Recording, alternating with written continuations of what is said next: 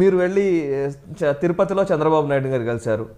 And Kodali Nani చాలా సీరియస్గా చంద్రబాబును విమర్శిస్తూ ఉన్నారు. అదే కొడాలి నానికి వ్యతిరేకంగా మీరు వీడియోలు పెడుతున్నారు. సో డెఫినెట్లీ ఇంక్లినేషన్స్ మేము ఆపాదించాల్సి వస్తూ ఉంటుంది. దీనికి ఏమైనా క్లారిటీ ఇస్తారా?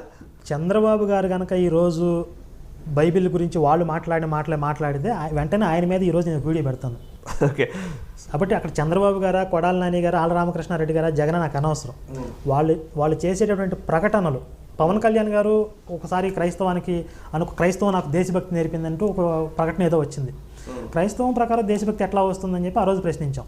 అట్లాగే ఆయన మొన్న మత మార్పిడుల గురించి మాట్లాడారు. హిందువులకి పవిత్ర క్షేత్రంగా ఉన్నటువంటి విజయవాడ కనకదుర్గమ్మ ఆ క్షేత్రంలో మీరు మత మార్పిడి ఎట్లా చేస్తారు అని చెప్పి పవన్ కళ్యాణ్ గారు ప్రశ్నించారు. ఆయన మనం సమర్థించాం.